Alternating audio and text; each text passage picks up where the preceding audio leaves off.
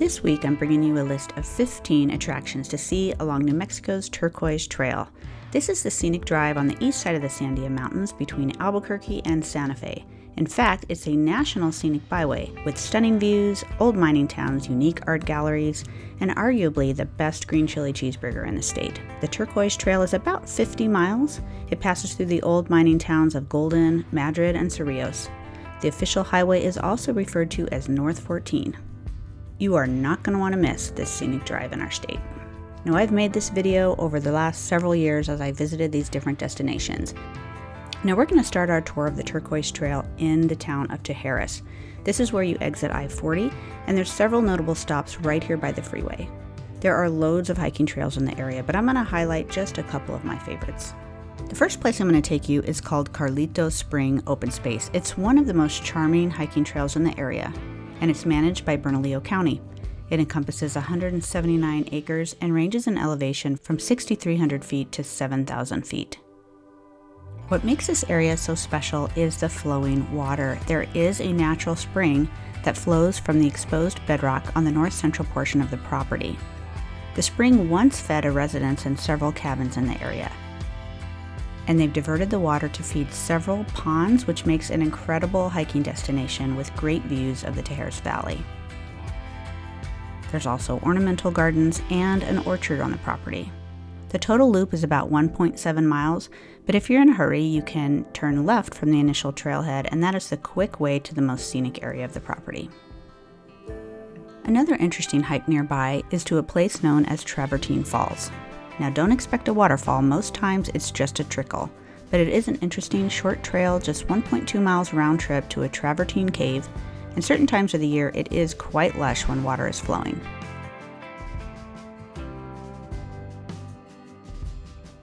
Now, there's a whole labyrinth of connecting trails in the Sandia Mountains in this area if you want to turn this into a full day hiking trip. If you're interested in archaeology, you may want to stop in at the Tijeras Pueblo Archaeological site. This has a third of a mile self-guided trail with interpretive signs and models. It offers a glimpse of life in the East Mountains by the ancestral Pueblo people. Most of the findings in this area have not yet been excavated, but there's a lot of really interesting information inside the interpretive center. As you head north on Highway 14, you're going to drive through the town of Cedar Crest. If you forgot to pick up any snacks for your trip, you can stop in at Triangle Grocery, and there's several great restaurants and coffee shops in the area such as Burger Boy, Cobber Coffee, and Trail Rider Pizza. The Turquoise Trail Campground and RV Park is located right here. There's a fantastic bed and breakfast, and there's horseback riding in the area. Now, this is the place I want to show you that you should stay when you're traveling up the Turquoise Trail. This is Elaine's Bed and Breakfast. I'm enjoying a stay here this weekend, and it's absolutely beautiful. After Cedar Crest, the neighboring community is called Sandia Park. You can turn right off the Turquoise Trail to explore the stunning Sandia Mountains and the Sandia Mountains Scenic Byway that goes up to the top of Sandia Peak. Now, when you turn up this road, not too far down the road, is a unique, eclectic museum you don't want to miss. It's called Tinkertown. It's tucked away on the left side of the road. This museum is such a delight, and it features the art of Ross Ward, who spent his life hand-carving miniatures and animating his displays. It was originally a traveling exhibit for county fairs and carnivals. Now, this museum is only open seasonally. They do close during the winter. For 2024, they're open from March to October. During Balloon Fiesta week, they're open every day. The rest of the year, they're typically only open around the weekends.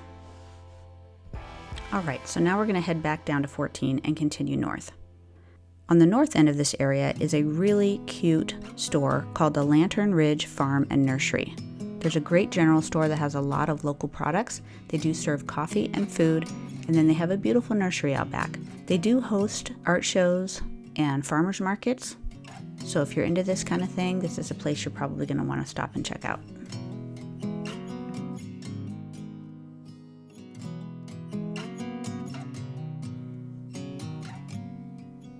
A little further up is the Paako Ridge Golf Club. This is a high-end community with a nice golf course.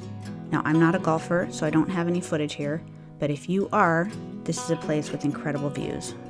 The next portion of the trail is going to hit up all the mining towns. The first one you pass through is called Golden. There's some interesting stops along the road. We pulled into this old church on the hill with some gorgeous views. Golden was officially formed in 1879, and it was selected as the center of the new gold mining district, but it had a short lifespan, and there aren't as many sights to see here as the next two towns that are a little further up the trail.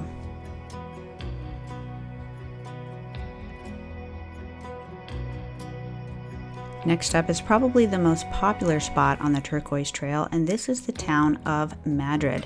Now note that the locals will tell you it's Madrid and not Madrid. How the town became pronounced like that, I have no idea.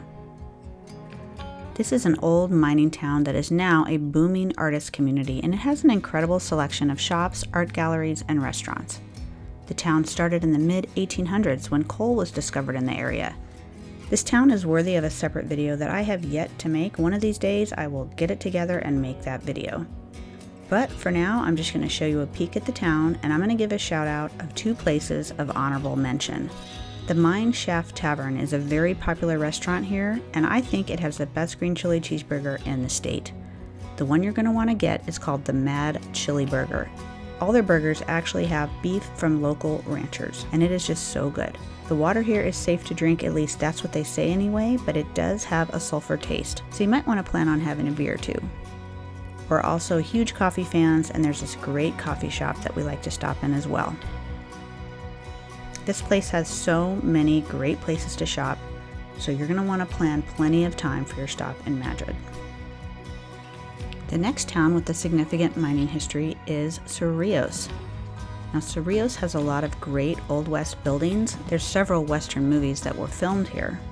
There's also several art galleries, and there's an old saloon that operates called Blackbird Saloon. I heard it's really good. They're open for dinner Thursdays and Fridays, and they're open on the weekends. Every time I visited, they've been closed, so I've missed out, but I would like to try it. While you're here visiting the Turquoise Trail, be sure and stop in the town of Cerrillos and visit the Casa Grande Trading Post and Mining Museum. The trading post, you can come in and you can buy jewelry and minerals that were found in this area. They also have a lot of turquoise jewelry that was made from the turquoise found in the Cerrillos mines. And then for $4, you can go in the back and visit the museum. They have tons of historical information from the old mining days here in Cerrillos, and all these old antiques and things that have just been found in the area over time from their family living here in this home for a long, long time. So this is a great stop, and if you want to pet the animals, it's an additional $4.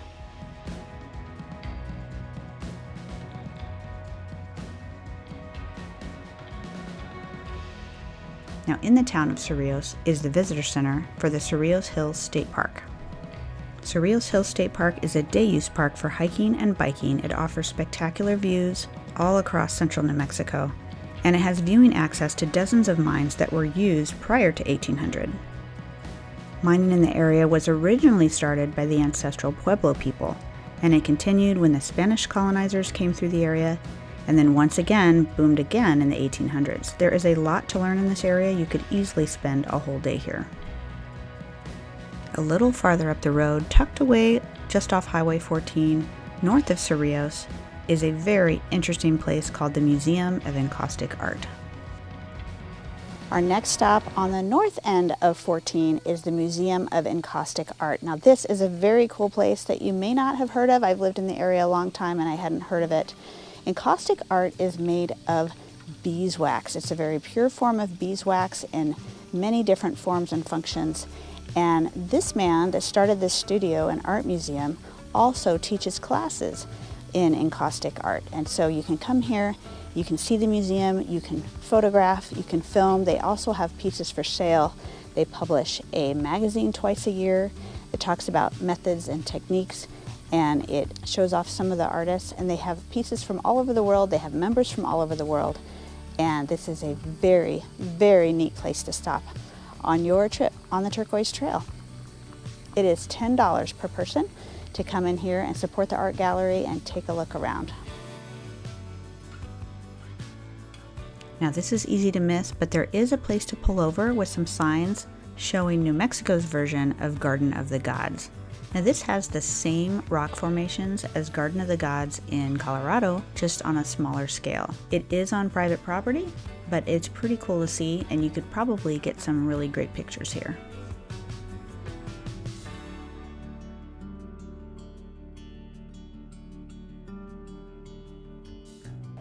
Now this is one gem you absolutely must see when traveling the Turquoise Trail. This is the Origami in the Garden installation here. And I had thought that it was a temporary display, but it's not. This is a permanent display. It's open May through November, but what changes are the art pieces change. They'll make new art pieces, they'll sell new art pieces. So when I went to the website, it looked like a traveling exhibition, but it turns out these are just places where their art is gonna be displayed. So this is Jennifer and Kevin Box. They start with the paper origami model inside the studio, and when they perfect it, then they make it out of metal and it goes out in the garden for display. They told me that there were some pieces that have just been sold to the state of California. There are some other pieces that get sold to various botanical gardens, and there are some pieces that are on display in Fort Collins. So this is a beautiful, beautiful spot to come visit, take a walk, and enjoy the art. And if you have kids, you can come inside and make origami pieces. You can learn how to make the butterflies, and you can even display them on the wall. So highly recommend this place on the Turquoise Trail. Now the northern end of the Turquoise Trail intersects with I-25, and if you've made a full day and now you're ready for dinner and a beer, you can stop in at the Santa Fe Brewery. Thanks so much for watching this tour of the Turquoise Trail. And if there's anything you'd like to see me cover in the state of New Mexico, please leave me a comment below.